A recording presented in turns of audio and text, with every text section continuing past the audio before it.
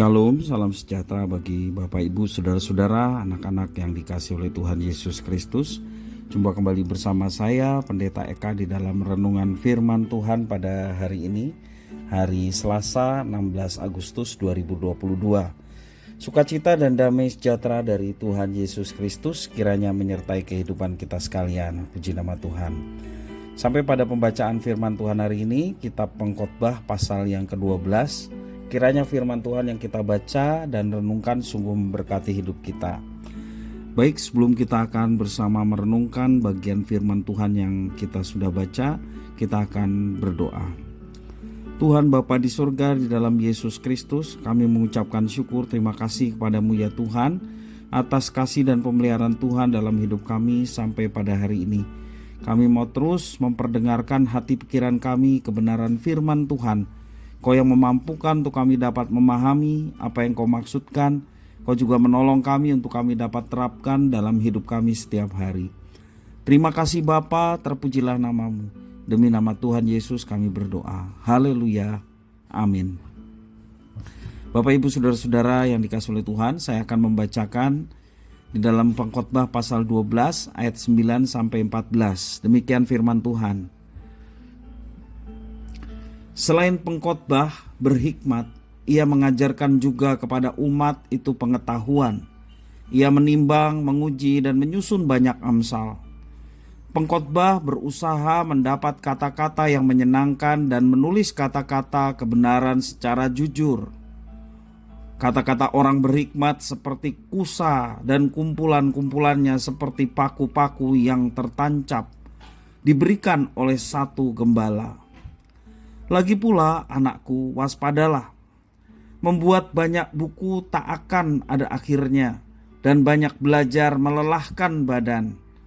Akhir kata dari segala yang didengar ialah, takutlah akan Allah dan berpeganglah pada perintah-perintahnya, karena ini adalah kewajiban setiap orang.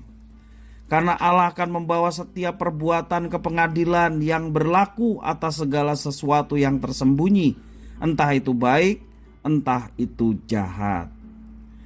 Bapak Ibu Saudara-saudara yang dikasihi oleh Tuhan, kitab Pengkhotbah syarat dengan renungan dari seseorang yang sudah menjalani kehidupan dalam segala kelimpahan harta benda, juga kelimpahan pengetahuan dan pengalaman hidup.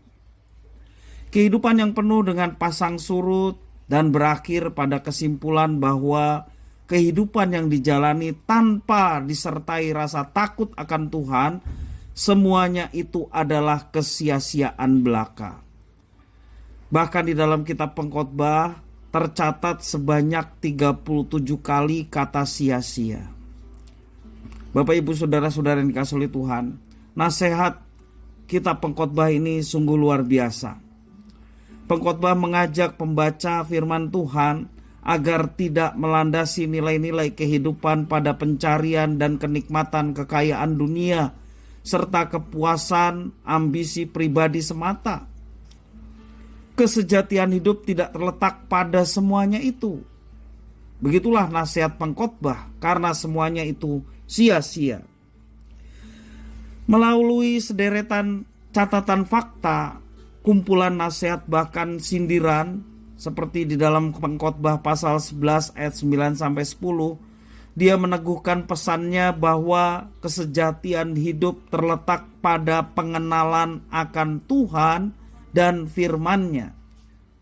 Pengkhotbah pasal 12 ayat yang pertama. Tidak ada hal yang terbaik dalam hidup manusia yang menghadirkan sukacita, kebahagiaan, kegembiraan, kepuasan hidup selain daripada pengenalan akan Tuhan.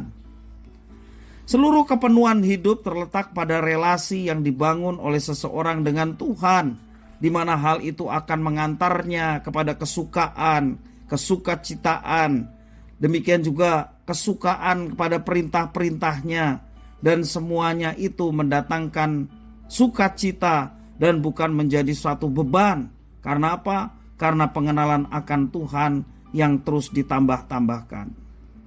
Bapak Ibu Saudara-saudara yang dikasihi oleh Tuhan Yesus Kristus, jangan kita menjadi iri melihat kesuksesan dunia. Jangan kita menjadi patah semangat ketika kita berjuang tetapi belum mendapatkan sesuatu. Jangan juga kita menjadi khawatir atas segala sesuatu yang kita alami.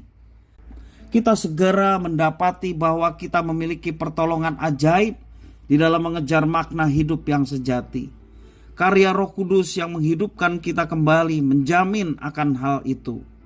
Tuhan telah memberi segala sesuatu yang kita perlukan untuk memiliki kehidupan yang takut akan Tuhan. Dan yang kita perlukan hanyalah sebuah kebergantungan yang total kepada Tuhan dalam segala sesuatu.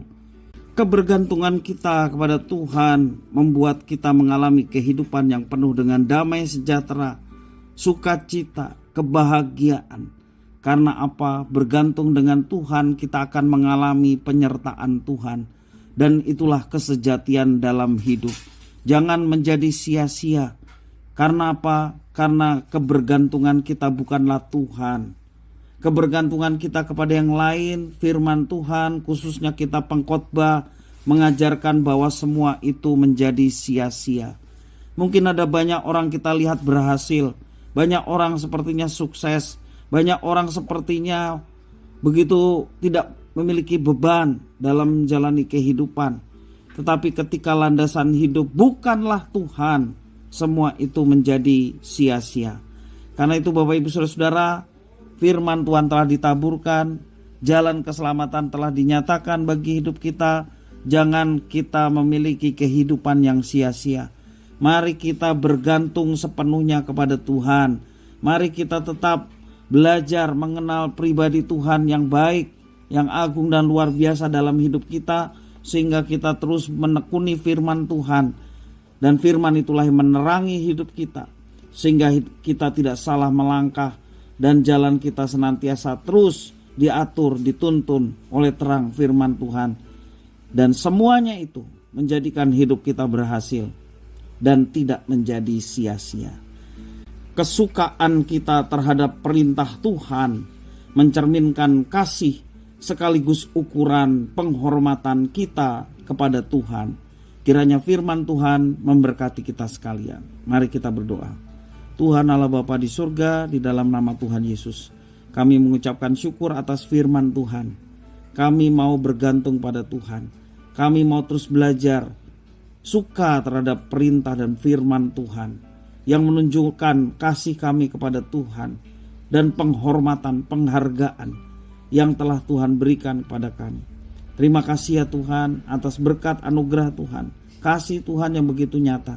Kami tidak mau memiliki hidup yang sia-sia, tetapi kami ingin memiliki kehidupan yang bermakna ketika kami bergantung sepenuhnya secara total kepada Tuhan yang memelihara, menyertai dan memberkati kami.